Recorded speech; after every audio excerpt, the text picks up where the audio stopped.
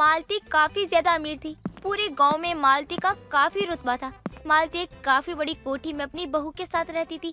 एक दिन मालती अपनी बहू पूनम से कहती है, पूनम बहू, मैंने तुझे कब से बोला है कि मेरे लिए चाय ले आ। तुझसे मैं कब से बोल रही हूँ कि मेरे लिए 1 कप चाय बना ला, लेकिन तेरे कान में जू तक नहीं रेंग रही है। माँ जी, आपको तो लगता है कि मुझे बस एक ही काम आता है, दिन भर बस आपके लिए चाय बनाते रहना, है ना? आप तो यही सोचती हो। लेकिन माँ जी, मुझे और भी बहुत सारे काम है।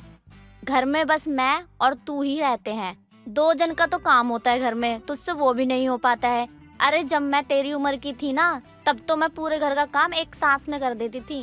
तो किसने बोला था माँ जी आपको कि अपनी उम्र बढ़ाओ? अरे जितनी थी उतनी ही रहती ना। कम से कम मुझे भी तसल्ली मिलती कि सारा काम आप खुद ही कर लोगी। हाँ हाँ बहू, तू तो बस यही चाहती है ना कि घर का सारा काम करके मैं ही दिन में घटती रहूं और तू बस अपना वजन बढ़ाती रह। अगर मेरी छोटी बहू आ गई ना, तो तू देखियो, मुंह मत बनाइयो फिर। माँ जी, जब आपकी छोटी बहू आएगी ना, तब का तब देखी जाएगी। लेकिन अभी फिलहाल आपकी एक ही बहू है और वो हूँ मैं। तो थोड़ा सा प्यार दुलार मुझे भी कर लिया करो। हर वक्त बस काम ही काम दिखता है। सच में तू बहुत बड़ी कामचोर है बहू। अरे एक काम क्या बोल दिया मैंने तुझे, तू तो रोने ही लग गई। लेकिन तू अब ज्यादा चिंता मत कर, मैंने अपने छोटे बेटे का रिश्ता तय कर दिया है। अब कुछ दिनों बाद उसकी शादी भी हो जाएगी और जब घर की छोटी बहू आएगी ना, तब तू देखियो। माँ जी तो अभी से अपनी छोटी बहू का इतना गुणगान करने लग गई। भले ही वो एक पत्ता तक ना हिलाए, लेकिन माँ जी ने तो अभी से उसको अपने दिल में बसा लिया। लेकिन मैं भी यही हूँ और माँ जी भी यही है। जब छोटी बहू सच में आ जाएगी तब तो पता चल ही जाएगा। बहू, अगर तूने अपने मन में मुझे गालियाँ सुना दी हो, खरी खोटी बोल दी हो, तो अब कुछ मेहरबानी कर ले मुझ पर। मालती और पूनम में आए दिन तू मैं होती ही रहती थी। कहने को तो दोनों सास बहू थी, लेकिन रहती थी ऐसे जैसे कि कोई दुश्मन हो। मालती के छोटे बेटे की शादी हो जाती है और शादी के बाद मालती की छोटी बहू मधु आ जाती है। देख मधु बहू, मैं समझ रही हूँ नए घर में ढलने में थोड़ा समय लगता है, लेकिन हम लोग तेरे अपने ही हैं, इसलिए तू कभी भी खुद को अकेला मत समझियो। जो कोई बात हो सीधा आकर मुझे बताइयो। अरे वाह माँ जी, छोटी बहू के घर में आते ही आपके तो पूरे तेवर ही बदल गए। वैसे तो आप बड़ी सख्त मिजाज की बनती हो, लेकिन यहाँ तो आप बड़े ही प्यार से बात कर रही हो। पूनम, तू मधु बहू को उसके कमरे में लेकर जा, थक गई होगी बेचारी, थोड़ा आराम करेगी तो अच्छा लगेगा। जी माँ जी, लेकर ही जा रही हूँ। वैसे भी कल तो मधु की पहली रसोई की रस्म है, तो वैसे भी पता नहीं कितने काम होंगे ना घर में। मधु का ससुराल में पहला दिन था। मधु सुबह उठती है और वहाँ पूनम आ जाती है। अरे वाह मधु, मुझे तो लगा कल की थकावट में तुम अभी तक उठी ही नहीं होगी, लेकिन तुम तो काफी जल्दी उठ गई। या रात भर नींद ही नहीं आई तुम्हें? क्या दीदी, आप भी ना मजाक बना रही हो मेरा। अच्छा मधु, ये सब छोड़ो और चलो मेरे साथ, क्योंकि माँ जी के उठने से पहले ही तुम्हें अपनी पहली रसोई का पूरा खाना बनाकर तैयार करना होगा। बस थोड़ी देर रुकी, मैं अभी तैयार होके आती हूँ। मधु अपनी पहली रसोई की रस्म के लिए नहाने चली जाती है और फिर पूनम मधु को रसोई में लेकर जाती है। रसोई इतनी ज्यादा बड़ी थी कि मधु को देखकर चक्कर ही आने लगता है। इतनी ज्यादा बड़ी रसोई देखकर मधु बिल्कुल हैरान हो जाती है और अपनी जेठानी से कहती है, दीदी ये रसोई कुछ ज्यादा ही बड़ी नहीं है? मतलब कि मैंने पहले कभी इतनी बड़ी रसोई नहीं देखी, तो मुझे ये कुछ ज्यादा ही बड़ी लग रही है। इसमें तो मैं सामान भी ढूंढती रह जाऊंगी। हाँ, थोड़ी सी तो बड़ी है ही। देखो, मैं तुम्हें सब समझा देती हूँ। ये हमारी रसोई है और हम लोग खाना चूल्हे पर बनाते हैं। चाय बनाने के लिए पहले तुम्हें भैंस का दूध निकालना होगा और पानी तुम्हें कुएं से मिलेगा। अच्छा, और जब तक मैं कुएं से पानी और भैंस का दूध निकाल के आऊंगी, तब तक तो माँ जी उठ भी जाएंगी। सामान भी बहुत दूर दूर रखा है, एक सामान लेने में ही मुझे इतनी देर लग जाएगी। अरे मधु, तुम अभी से इतना घबरा रही हो, धीरे धीरे तुम्हें आदत लग जाएगी। और वैसे भी अब तो रसोई छोटी ही है, पहले इससे भी ज्यादा बड़ी थी और सामान लेने के लिए तो इधर उधर करना ही होगा। पहले इससे भी बड़ी थी, मतलब घर से बाहर ही जाना पड़ता होगा ना आपको सामान लेने के लिए। हाँ, लेकिन अब तुम अगर ऐसी ही बात करने लग गई ना, तो आज का खाना मतलब तुम्हारी पहली रसोई की रस्म हो ही नहीं पाएगी और माँ जी गुस्सा भी बहुत करेंगी फिर। इसलिए पहले तुम कुछ बना लो, बाकी की बातें तो बाद में होती रहेंगी। अब तो हम दोनों इसी घर में है ना। मधु बड़ी रसोई में बहुत काम करती है। रसोई बड़ी थी, इसलिए सामान भी काफी दूरी पर थे और इसलिए वो काफी थक जाती है। मधु की सास को यही लगता है कि मधु काम में बहुत ढीली है और उसे कोई काम नहीं हो रहा था। और ये सब देखकर मालती को काफी ज्यादा गुस्सा आता है। बहू, तू इतनी कामचोर होगी मुझे नहीं पता था। अरे इतनी आलसी है, तुझे खुद में ही शर्म नहीं आती। माँ जी मैं अब क्या करूं, रसोई का ही इतना ज्यादा काम हो जाता है कि शरीर में हिम्मत ही नहीं बचती कुछ और करने की। हाँ हाँ, बस काम ना करने के बहाने ही तो चाहिए होते हैं। क्या माँ जी, मधु कोशिश तो कर रही है ना, धीरे धीरे कर लेगी वो। अगर आप ऐसे ही उस पर चिल्लाती रहोगी तो सोचो मधु को कितना बुरा लगेगा। तू तो चुप ही कर जा, तेरा ही किया हुआ है। जैसी तू खुद थी वैसे ही तूने मेरी छोटी बहू को भी बना दिया है, बिल्कुल अपनी तरह कामचोर, जिसका काम में बिल्कुल मन नहीं लगता। मालती ऐसे ही अब अपनी छोटी बहू को सुनाती है। ऐसे ही कुछ दिनों बाद मधु रसोई में खाना बनाने जाती है और चूल्हा जलाकर उस पर पतीला चढ़ा देती है। मैंने अभी पतीला चढ़ाया है, अब जाकर मैं सब्जी काट लूं, तब तक इसमें चावल भी बन जाएंगे। एक तरफ चावल बन रहे होते हैं तो दूसरी तरफ बैठकर मधु सब्जी काट रही होती है। रसोई में आग लग जाती है। मालती वहाँ आती है और आग दिखती है तो समझदारी से काम लेती है और पानी लाकर आग को बुझाती है। बहू, तेरा ध्यान कहाँ है? तू रसोई में होते हुए भी नहीं देख पा रही है कि आग लगी हुई है? माँ जी पता नहीं कैसे आग लग गई, मैंने देखा ही नहीं। वही तो दिक्कत है, तू देखती ही नहीं है। बड़े घर में आ गई है, बड़ी रसोई मिल गई है, लेकिन तू अब भी तू वैसी ही है। सोने का कटोरा देंगे ना तो अब भी तू भीख ही मांगेगी। माँ जी आप इतना गुस्सा क्यों कर रही हो? सच में मुझे बिल्कुल भी नहीं पता था कि यहाँ आग लग जाएगी। अगर मुझे पता होता कि आग लगेगी तो मैं खुद ही आकर ना आग बुझा देती। तू अब खुद को सही और मुझे गलत कह रही है। रुक जा, तुझे तो मैं अभी बताती हूँ। मालती को मधु की इस हरकत पर बहुत ज्यादा गुस्सा आता है और वो उसके बारे में बिल्कुल नहीं सोचती और एक जोर से थप्पड़ मारती है। तभी वहाँ मालती का छोटा बेटा माधव और बड़ी बहू आ जाते हैं। माँ ये सब क्या है? आप मेरे गैर मौजूदगी में मेरी पत्नी पे हाथ उठा रही हो। और मधु, तुमने ये सब मुझे पहले क्यों नहीं बताया? माँ जी आपको शर्म आनी चाहिए अपनी बहू के साथ ऐसा बर्ताव करते हुए। अरे आज तक आपने कभी अपनी बहुओं की दिक्कत को समझा है? हमेशा बस आपको अपनी ही पड़ी रहती है। बेचारी मधु के बारे में तो सोच लिया होता। वो इतनी बड़ी रसोई में काम नहीं हो पा रहा था मुझसे, तो बस मैंने माँ जी को इस बात पर बोला तो माँ जी रोज की तरह गुस्सा करने लगी। माँ बस बहुत हो गया, इतने दिन से मैं चुप था, लेकिन अब मैं बोलूंगा। और माँ, इनको सुनाने से पहले एक बार वो दिन याद कर लेते आप जब आपसे काम नहीं होता था और आप कहती थी रसोई बहुत बड़ी है, रसोई बहुत बड़ी है, और दादी आपको सुनाती थी। ये तो आपने एक बार भी नहीं सोचा। और अब अपनी बहू के टाइम पे आप ये कह रही हो कि काम नहीं होता तुमसे, आलसी हो, ये हो वो हो। माँ बस करो आप, आज ही जाके मैं मिस्त्री से बात करता हूँ और छोटी रसोई बनवाता हूँ। मधु की सारी बातें सुनने के बाद मधु के हिसाब से ही एक नई रसोई बनवा दी जाती है जिसमें मधु आराम से खाना बना लेती है। सावन की बारिश और पहली मोहब्बत। अमित शराब के नशे में धुत अपने कमरे में बैठा था और बाहर सावन की बारिश हो रही थी।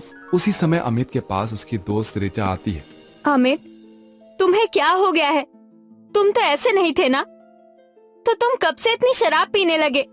अब बचा ही क्या है मेरी जिंदगी में सिवाय एक शराब के? यही तो एक है जो मुझे खुशी देती है।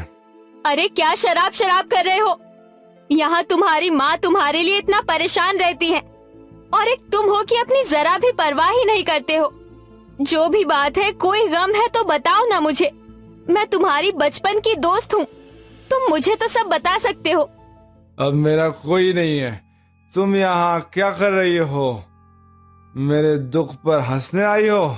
जाओ जाओ यहाँ से।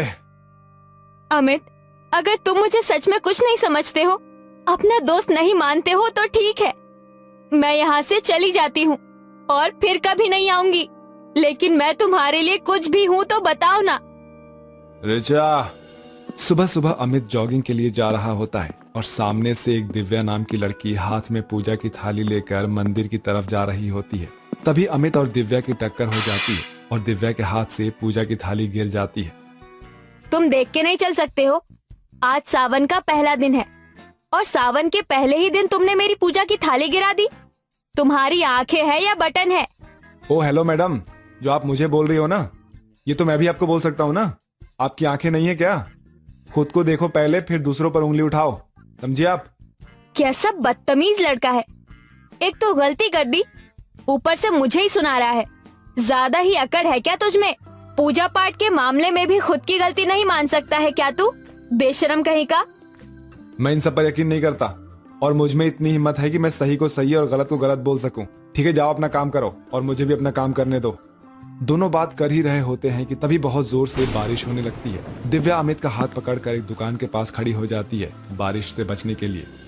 अच्छा जी, बारिश क्या हुई? तुम तो मुझ पर लाइन ही मारने लग गई। हाँ, अभी तक तो तुम बोल रही थी कि पूजा करनी है, सावन है, और अब देखो मेरा हाथ पकड़ रही हो। मैं बारिश से बचने के लिए अपने साथ तुम्हें भी यहाँ ले आई थी। खैर छोड़ो, ये मेरी ही गलती है और मैं तो भूल ही गई कि ये सावन की पहली बारिश है। आज तो पहला सावन है और बारिश भी है। इतना बोलकर दिव्या बारिश में भीगने लग जाती है। अरे तुम पागल हो क्या? बारिश में भीगोगी? तुम्हारी तबीयत खराब हो जाएगी। जल्दी से यहाँ आओ। नहीं नहीं, सावन की बारिश में भीगने का अलग ही मजा है। तुम भी आओ ना मेरे साथ, तुम्हें भी बहुत अच्छा लगेगा। ये अनजान लड़की पहले से ही इतनी खूबसूरत है और अब इस बारिश में भीगते हुए तो मानो 4 चांद लग गए हैं। ऐसा मन हो रहा है कि बस इसे देखता ही रहूं। हो, मैं तो भूल ही गई थी, मुझे मंदिर जाना था। अब घर जाकर पहले कपड़े बदलती हूँ, फिर मंदिर जाऊंगी। इतना बोलकर दिव्या वहाँ से चली जाती है और वो दिव्या से बात करने जा ही रहा होता है। अमित को दिव्या काफी अच्छी लगती है कि तभी दिव्या अपने घर के लिए निकल जाती है। उसी शाम दिव्या अपने हाथ में किताब लेकर जा रही होती है।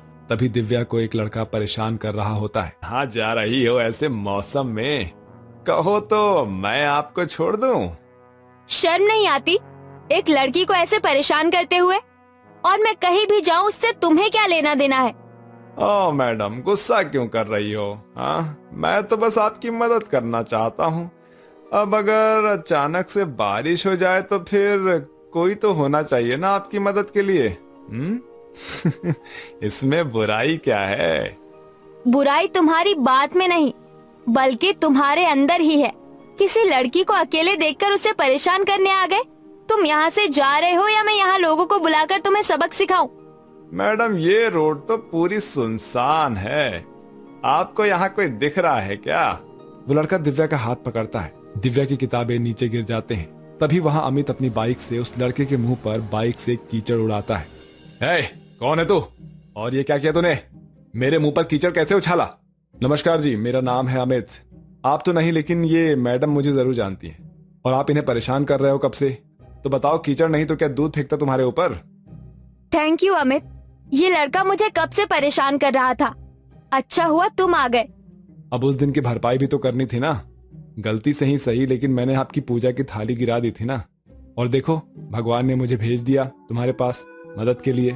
वो लड़का वहां से भाग जाता है। अमित और दिव्या वहीं खड़े होकर बातें करने लगते हैं। माफ करना, मैंने उस दिन गलती से तुम्हारी पूजा की थाली गिरा दी थी। कोई बात नहीं। दिव्या और अमित वहीं चलते चलते बातें कर रहे थे कि तभी कीचड़ पर दोनों के पैर फिसल जाते हैं और दोनों गिर जाते हैं। लो, अब हमारी दोस्ती पक्की हो गई। दोनों एक साथ कीचड़ में गिर गए। हाँ चलो, तुमने खुद ही दोस्ती का हाथ बढ़ा दिया, वरना मैं तो रेडी ही था दोस्ती के लिए। अमित और दिव्या की दोस्ती हो जाती है और धीरे धीरे अब वो रोज मिलने लगते हैं और इस तरह से वो और करीब आ जाते हैं। एक दिन दोनों तेज बारिश में एक दूसरे से मिलने के लिए आते हैं। दोनों बारिश में भीगते हुए खड़े होकर एक दूसरे को देख रहे होते हैं। अमित, मुझे तुम्हारा जवाब नहीं पता, लेकिन मैं अपने दिल की बात तुमसे कहना चाहती हूँ। मैं तुमसे बहुत मोहब्बत करने लगी हूँ। दिव्या, मैं भी तुमसे यही बात करने के लिए इतना उतावला था। मैं भी तुमसे बहुत मोहब्बत करता हूँ। दोनों ने अपने प्यार का इजहार कर दिया था। मैं उसे बहुत प्यार करता था। वो सावन की बारिश, दिव्या मेरी पहली मोहब्बत। लेकिन अब उसकी शादी हो गई। मुझे समझ नहीं आ रहा कि मैं क्या करूं, खुद को कैसे समझाऊं। तुम खुद को संभालो। अरे कोई इंसान हमारी जिंदगी से चला जाता है तो क्या हमारी जिंदगी खत्म हो जाती है? नहीं ना। तो फिर तुम क्यों अपनी जिंदगी को खत्म करने में लगे हुए हो? तुम नहीं समझोगी। दिव्या मेरी पहली मोहब्बत थी और पहली मोहब्बत को भुलाना कोई आसान बात नहीं है। ऊपर से ये सावन की बारिश मुझे अपनी मोहब्बत की याद दिला रही है। तुम क्या समझ रहे हो? पूरी दुनिया में एक तुम ही हो जिसका दिल टूटा है। क्या मतलब तुम्हारा भी क्या किसी ने दिल तोड़ा है? तुम्हें भी मोहब्बत हुई थी, लेकिन किससे हुई? तुमने तो मुझे कभी नहीं बताया। बताओ ना। मेरा एक सबसे खास और प्यारा दोस्त, जिसके इर्द गिर्द ही मेरी पूरी दुनिया घूमती है। वो मेरी पहली मोहब्बत है, लेकिन उसे किसी और से प्यार हो गया, जिसके पीछे वो खुद को बर्बाद कर रहा है। कौन है वो? मुझे बताओ, मैं तुम्हारे लिए बात करूंगा। मेरी मोहब्बत तो सफल नहीं हुई, लेकिन मैं कम से कम तुम्हारी मोहब्बत को सफल जरूर कर सकता हूँ, है ना? बताओ मुझे ऋचा। अमित, मैं तुमसे प्यार करती हूँ, और आज से नहीं बल्कि बहुत समय से बस तुमसे ही प्यार करती आई हूँ मैं। लेकिन तुमने कभी भी मेरे प्यार को समझा ही नहीं। ऋचा, क्या हुआ अमित? अब शांत क्यों हो गए? अब मेरी मोहब्बत को सफल नहीं बनाना है तुम्हें? ऋचा, तुम्हें तो सब पता है ना कि मैं किसी और से मोहब्बत करता हूँ, और मेरे लिए वो कितनी जरूरी है ये भी तुम्हें पता है। फिर भी तुम ये कैसे बोल सकती हो? नहीं, ये सब गलत है। मोहब्बत का नाम खुद को बर्बाद करना नहीं होता है। मैं तुमसे प्यार करती हूँ, लेकिन हमेशा तुम्हें खुश देखना चाहती हूँ, और तुम्हें खुश देखकर ही मैं खुश हूँ। लेकिन तुम ये गलत कर रहे हो। अपनी मोहब्बत को भूलना आसान नहीं, लेकिन कोशिश करने से तो भगवान भी मान जाते हैं। फिर ये तो मोहब्बत है। ऋचा इतना बोलकर वहां से जाने लगती है कि तभी अमित ऋचा का हाथ पकड़ता है। ऋचा, मुझे पता ही नहीं चला कि कब तुम मुझसे इतना प्यार करने लगी। तुम अपनी मोहब्बत में ही इतने गुम थे कि तुम्हें मेरी मोहब्बत नजर ही नहीं आई। लेकिन कोई बात नहीं। अब तक मैंने जो भी गलतियां की है, मैं उसके लिए माफी मांगता हूँ। क्या तुम मेरा साथ दोगी? मेरी पहली मोहब्बत तो अधूरी रह गई, लेकिन मेरी आखिरी मोहब्बत बनोगी तुम। ऋचा अमित की बात सुनकर बहुत खुश हो जाती है और हाँ कर देती है।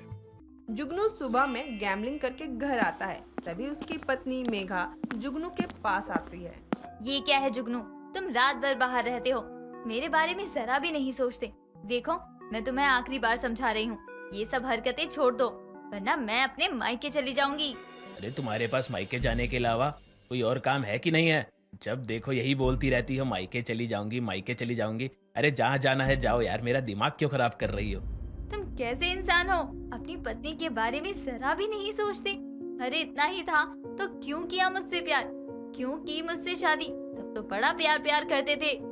देखो, प्यार तो मैं अब भी तुमसे ही करता हूँ, बस बात इतनी सी है कि अब मैं वो पहले की तरह नहीं रहा। अरे तुम मुझे सपोर्ट नहीं करती हो तो मैं और क्या बोलूं तुम्हें? सपोर्ट? अरे किस सपोर्ट की बात कर रहे हो तुम? हर रात बाहर घूमते हो, यहाँ मैं घर में अकेली रहती हूँ। ये तक नहीं सोचते कि कोई अच्छी सी नौकरी ही कर लूं मैं। चलो तुम इतना गुस्सा कर रही हो तो मैं तुम्हें एक खुशखबरी दे देता हूँ। जिस बात के लिए तुम मुझे हमेशा कोसती रहती हो ना, आज मैं उसी में जीत चुका हूँ। क्या मतलब है तुम्हारा? किस में जीत गए हो? मुझे समझाओ तो सही। मैं आज रात भी जुआ खेलने गया था, और यू नो व्हाट, वहाँ क्या हुआ? आज मेरी गैम्बलिंग काम कर गई, मैं रातों रात अमीर हो गया। अरे मैंने उसमें पूरे 5 करोड़ रुपए जीते हैं। क्या सच में? मुझे तो यकीन नहीं हो रहा कि हम रातों रात इतने अमीर बन गए। हाँ हाँ, लेकिन यकीन करना पड़ेगा क्योंकि यही सच है। अब बताओ, जाओगी मायके? अब मैं मायके नहीं, मालदीव जाऊंगी, वो भी तुम्हारे साथ।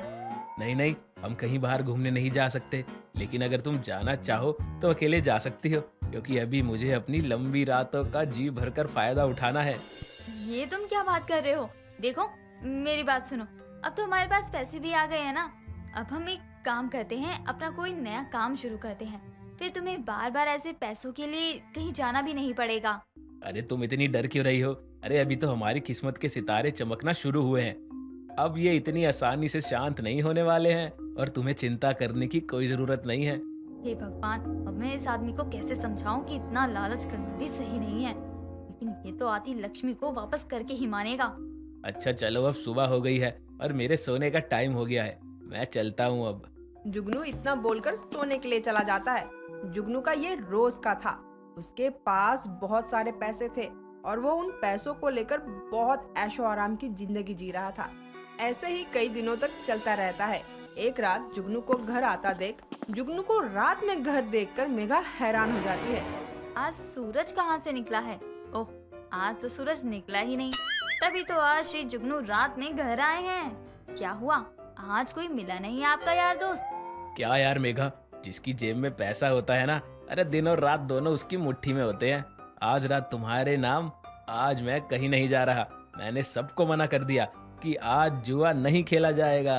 सच में तुमने बोला और तुम्हारे यार दोस्तों ने तुम्हारी बात मान भी ली।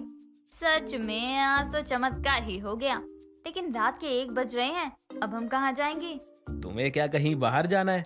हाँ, मेरा तो मन यही था कि मैं और तुम कहीं बाहर जाएं, ठंडी ठंडी हवा चले, हम रोड पर घूमें, गोलगप्पे खाएं, फिर एक दूसरे का हाथ पकड़कर घूमें। अरे तो इसमें सोचने वाली क्या बात है? अरे तुम जुगनू की बीवी हो, तुम्हें जो मन में है, तुम जो चाहती हो बस बोलो एक बार। अरे मैं हूँ तुम्हारा पति, तुम्हारे लिए सब पूरा कर दूंगा।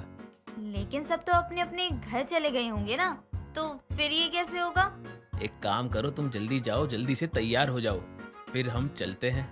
जुगनू की बात सुनकर मेघा तैयार होने चली जाती है और कुछ देर बाद तैयार होकर आ जाती है और दोनों बाहर घूमने चले जाते हैं। तभी एक गोलगप्पे वाले के घर जुगनू और मेघा जाते हैं। ओ भाई साहब, आइए जरा बाहर आइए, ठेला लगाइए अपना। नहीं नहीं, ये कोई समय है ठेला लगाने का? कल सुबह लगाऊंगा ठेला, तब आ जाना। जुगनू क्या कर रहे हो? ये सो रहे हैं, तुम इनकी नींद क्यों खराब कर रहे हो? अरे क्योंकि इस शहर में इनके गोलगप्पे बहुत मशहूर हैं। इन्हें मनाने में तो बहुत टाइम लग जाएगा ना, और फिर सुबह भी हो जाएगी, तब हम क्या करेंगे? छोड़ो, कहीं और चलते हैं, हम कुछ और खा लेंगे, जो भी मिल जाएगा। अरे तुम छोटी छोटी बात पर भी इतना सोचने लग जाती हो। अरे रुको यार। अरे भाई कहाँ रुको, चलो जाओ यहाँ से, नींद खराब कर दी। अरे भैया, अगर आप मेरी बात मान लो और आज जो बोल रहा हूँ वो करो, अगर आपका ठेला लेकर बाहर रोड पर चलते हो तो मैं आपको पूरे महीने की कमाई अभी दे दूंगा। सच में? आप कहीं मजाक तो नहीं कर रहे हो ना? अरे ये लो यार, आप अभी के अभी लो। चलो भाई अब। जी जी, आप यहीं रुकिए, मैं अभी अपना ठेला निकालता हूँ। जुगनू के पैसों के दम से गोलगप्पे वाला तुरंत अपना ठेला निकालता है और वो दोनों रोड के बीचों बीच गोलगप्पे खाते हैं। गोलगप्पे खाने के बाद दोनों वहाँ घूमते रहते हैं। जुगनू, काश इस रात की कभी सुबह ही ना हो तो कितना अच्छा होगा ना। अरे इस रात की सुबह का तो पता नहीं, लेकिन मैं तुम्हारे लिए ये रात इतनी लंबी और शानदार बना दूंगा कि तुम हमेशा याद रखोगी। चलो मैं तुम्हें एक जगह और ले चलता हूँ। जुगनू मेघा को लेकर एक ब्रिज पर जाता है और वो दोनों वहाँ बैठकर काफी सारी बातें करते हैं। कितनी अच्छी और शांत जगह है ना। हाँ, ऐसा मन कर रहा है कि बस हम यहीं रहें। नहीं नहीं, ऐसा नहीं हो सकता। अरे चलो भी, आज रात में मैं तुम्हें पूरा शहर घुमा दूंगा, वो भी शहर की सबसे खूबसूरत जगह। तुम्हें सच में बहुत अच्छा लगेगा। जुगनू मेघा को एक एक करके कई सारी जगह घुमाता है। मेघा को ये भी सब बहुत ज्यादा अच्छा लगता है। वो दोनों काफी ज्यादा इंजॉय कर रहे होते हैं। तभी मेघा पर हल्की सी सूरज की रोशनी पड़ती है।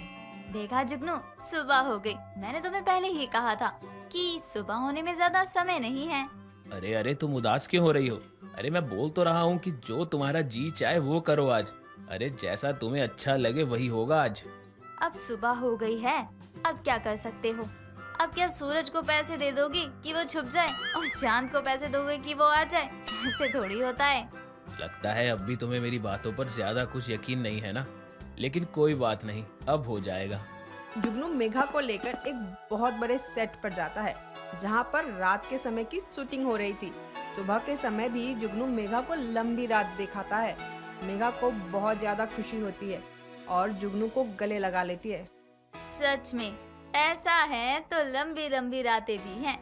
थैंक यू जुगनू, तुमने सच में मेरा दिल ही जीत लिया। मेघा को बहुत अच्छा लगता है और वो कुछ देर बाद वो दोनों घर आ जाते हैं। घर आते ही तो देखते हैं कि उनके घर के बाहर एक पुलिस वाला है। मेघा और जुगनू दोनों पुलिस के पास जाते हैं।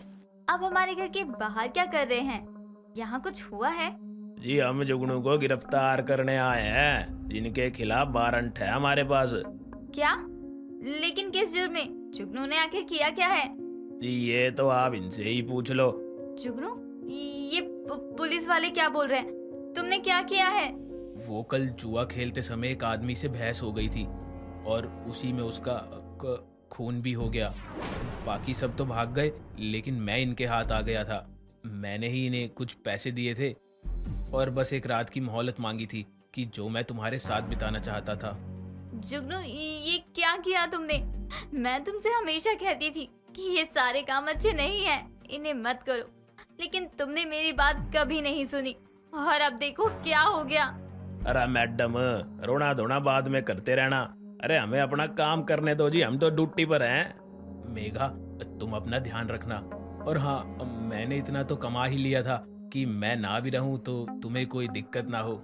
पैसों से जुगनू ने मेघा की एक रात काफी लंबी कर तो दी थी, लेकिन अब उसकी रातों की नींद भी ले ली थी। दोस्तों, अगर आपको ये कहानी पसंद आई तो इसे लाइक करें, शेयर करें और कमेंट करके बताएं कि कहानी में आपको सबसे अच्छा क्या लगा।